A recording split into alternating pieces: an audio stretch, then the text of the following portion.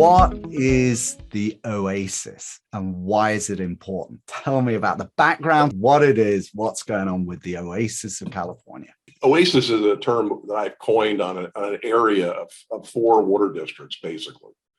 And they encompass what I call the Fresno Plain. So if you go to a map and look at where Fresno's at the base of the Sierra Mountains. And the reason Fresno is there is because it's the best soil, the best kind of microclimate for growing what we do down the South Valley.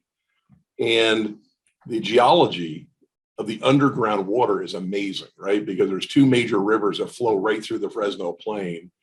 And most people think about rivers on top of the land. But there's also underground rivers that run under the land, and it's very concentrated in this area. So the Oasis is roughly 500,000 acres, which sounds like a lot, but there's parts of it that are built up, parts are mountains or hills, so there's probably 300,000 real good acres in this Oasis area, what we call. The water districts there have absolute rights to the water. They've been perfected for 50, 60, 100 years, depending on which one it is.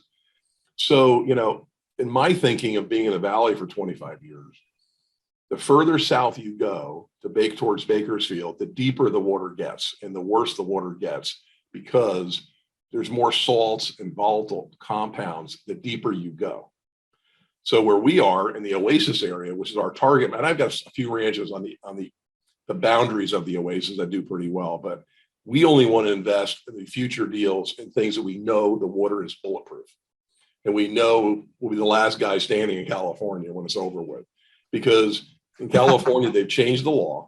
There's now a thing called SGMA, which is Sustainable Groundwater Management Act, which basically gives the state control over, pumping out of the ground into the future.